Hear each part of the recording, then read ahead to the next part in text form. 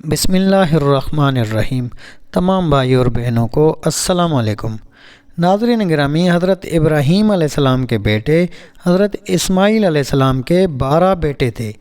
ان کی نسل اس قدر ہوئی کہ مکہ مکرمہ میں نہ سما سکی اور پورے حجاز میں پھیل گئی۔ ان کے ایک بیٹے کیدار کی اولاد میں عدنان ہوئے۔ عدنان کے بیٹے ماد اور پوتے کا نام نزار تھا۔ نزار کے 4 بیٹے تھے، ان میں سے ایک کا نام مزر تھا۔ مزر کی نسل سے قریش بن مالک پیدا ہوئے، یہ فہر بن مالک بھی کہلائے۔ قریش کی اولاد بہت ہوئی، ان کی اولاد مختلف قبیلوں میں بٹ گئی۔ ان کی اولاد سے قصہ نے اقتدار حاصل کیا۔ قصہ کے آگے 3 بیٹے ہوئے، ان میں سے ایک عبد مناف تھا، جن کی اگلی نسل میں ہاشم پیدا ہوئے۔ ہاشم نے مدینہ کے ایک سردار کی لڑکی سے شادی کی۔ ان کے ہاں ایک لڑکا پیدا ہوا، اس کا نام شیبہ رکھا گیا۔ یہ پیدا ہوا ہی تھا کہ ہاشم کا انتقال ہو گیا۔ ان کے بھائی مطلب مکہ کے حاکم ہوئے۔ ہاشم کا بیٹا مدینہ منورہ میں پرورش پاتا رہا۔ جب مطلب کو معلوم ہو گیا کہ وہ جوان ہو گیا ہے تو بھتیجے کو لینے کے لیے خود مدینہ گئے۔ اسے لے کر مکہ مکرمہ پہنچے تو لوگوں نے خیال کیا کہ یہ نوجوان ان کا غلام ہے۔ مطلب نے لوگوں کو بتایا، یہ ہاشم کا بیٹا اور میرا بھتیجا ہے۔ اس کے باوجود لوگوں نے اسے مطلب کا غلام ہی کہنا شروع کر دیا۔ اس طرح شیبہ کو عبد المطلب کہا جانے لگا۔ انہیں عبد المطلب کے یہاں ابو طالب، حمزہ، عباس، عبداللہ، ابو لہب، حارث، زبیر، زرار اور عبد الرحمن پیدا ہوئے۔ ان کے بیٹے عبداللہ سے ہمارے پیارے نبی حضرت محمد صلی اللہ علیہ وآلہ وسلم پیدا ہوئے۔ عبد المطلب کے تمام بیٹوں میں حضرت عبداللہ سب سے زیادہ خوبصورت اور سب سے زیادہ پاک دامن تھے۔ عبد المطلب کو خواب میں زمزم کا کنواں کھودنے کا حکم دیا گیا، یعنی حضرت اسماعیل علیہ السلام کے کنویں کو۔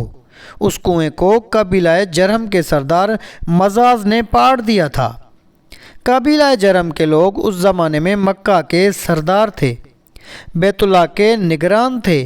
انہوں نے بیت اللہ کی بے حرمتی شروع کر دی۔ ان کا سردار مزاز بن عمرو تھا۔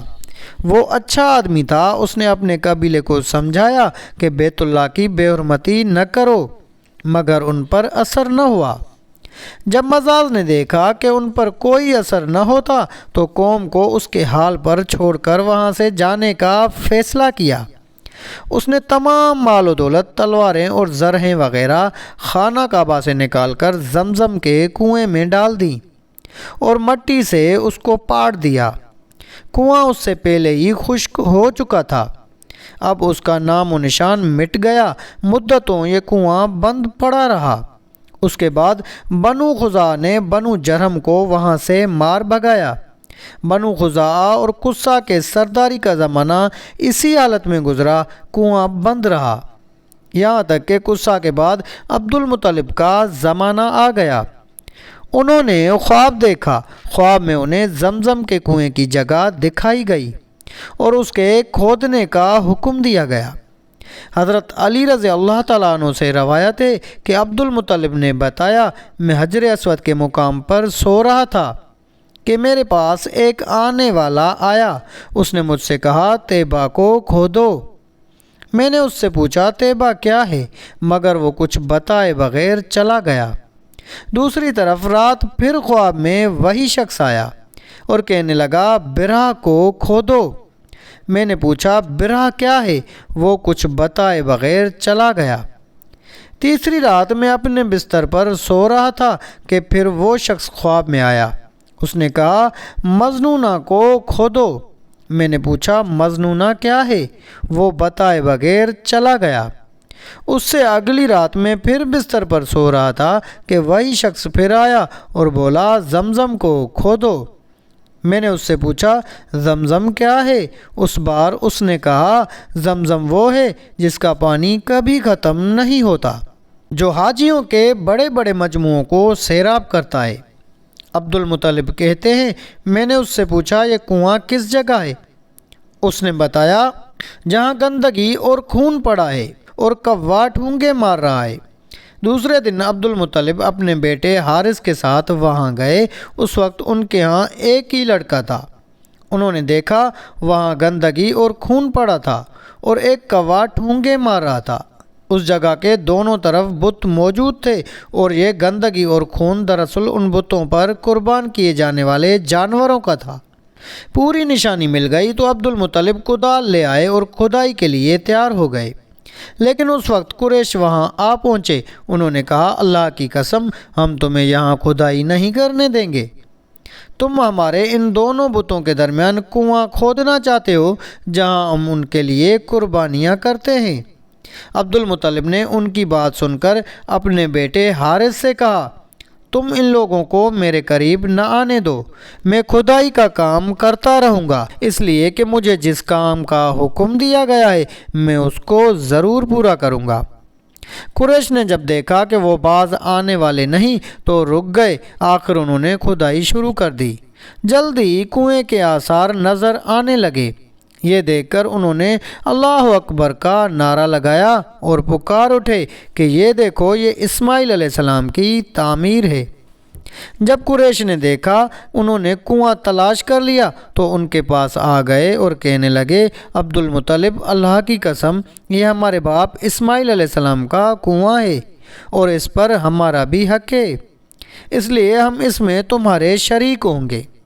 یہ سن کر عبد المطلب نے کہا میں تمہیں اس میں شریک نہیں کر سکتا، یہ مجھ اکیلے کا کام ہے۔ اس پر قریش نے کہا تب پھر اس معاملے میں ہم تم سے جھگڑا کریں گے۔ عبد المطلب بولے کسی سے فیصلہ کروا لو۔ انہوں نے بنو سعد ابن عزیم کی کاہنہ سے فیصلہ کرانا منظور کیا۔ یہ کائنہ ملک شام کے بالائی علاقے میں رہتی تھی۔ آخر عبد المطلب اور دوسرے قریش اس کی طرف روانہ ہوئے۔ عبد المطلب کے ساتھ عبد مناف کے لوگوں کی ایک جماعت بھی تھی، جبکہ دیگر قبائل قریش کی بھی ایک جماعت ساتھ تھی۔ اس زمانے میں ملک حجاز اور شام کے درمیان ایک بیابانی میدان تھا، وہاں کہیں پانی نہیں تھا۔ اس میدان میں ان کا پانی ختم ہو گیا، سب لوگ پیاس سے بے حال ہو گئے، یہاں تک کہ انہیں اپنی موت کا یقین ہو گیا۔ انہوں نے قریش کے دوسرے لوگوں سے پانی مانگا لیکن انہوں نے پانی دینے سے انکار کر دیا۔ اب انہوں نے ادھر ادھر پانی تلاش کرنے کا ارادہ کیا۔ عبد المطلب اٹھ کر اپنی سواری کے پاس آئے۔ جو ہی ان کی سواری اٹھی اس کے پاؤں کے نیچے سے پانی کا چشمہ ابل پڑا۔ انہوں نے پانی کو دیکھ کر اللہ اکبر کا نعرہ لگایا۔ پھر عبد المطلب سواری سے اتر آئے۔ سب نے خوب سیر ہو کر پانی پیا اور اپنے مشکیزے بھر لیے۔ اب انہوں نے قریش کی دوسری جماعت سے کہا آؤ تم بھی سیر ہو کر پانی پی لو۔ اب وہ بھی آگے آئے اور خوب پانی پیا۔ پانی پینے کے بعد وہ بولے اللہ کی قسم اے عبد المطلب یہ تو تمہارے حق میں فیصلہ ہو گیا، اب ہم زمزم کے بارے میں تم سے کبھی جھگڑا نہیں کریں گے۔ جس ذات نے تمہیں اس بیابان میں سیراب کر دیا وہی ذات تمہیں زمزم سے بھی سیراب کرے گا، اس لیے یہیں سے واپس چلو۔ اس طرح قریش نے جان لیا کہ اللہ تعالیٰ عبد المطلب پر مہربان ہے، لہذا ان سے جھگڑنا بے سود ہے اور کائنہ کے پاس جانے کا کوئی فائدہ نہیں۔ چنانچہ سب لوگ واپس لوٹے۔ واپس آ کر عبد المطلب نے پھر کنویں کی کھدائی شروع کر دی۔ ابھی تھوڑی سی کھدائی کی ہوگی کہ مال و دولت تلواریں اور زرہیں نکل آئیں۔ اس میں سونا اور چاندی وغیرہ بھی تھے۔ یہ مال و دولت دیکھ کر قریش کے لوگوں کو لالچ نے آ گھیرا۔ انہوں نے عبد المطلب سے کہا عبد المطلب اس میں بھی ہمارا حصہ ہے۔ ان کی بات سن کر عبد المطلب نے کہا نہیں اس میں تمہارا کوئی حصہ نہیں، تمہیں انصاف کا طریقہ اختیار کرنا چاہیے۔ آؤ 500 کے تیروں سے قرہ ڈالیں۔ انہوں نے ایسا کرنا منظور کر لیا۔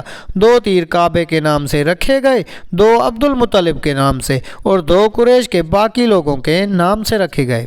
پانسا پھینکا گیا تو مال اور دولت کعبہ کے نام نکلا، تلواریں اور زرہیں عبد المطلب کے نام نکلی اور قریشیوں کے نام کے جو تیر تھے وہ کسی چیز پر نہیں نکلے۔ اس طرح فیصلہ ہو گیا۔ عبد المطلب نے کعبے کے دروازے کو سونے سے سجا دیا۔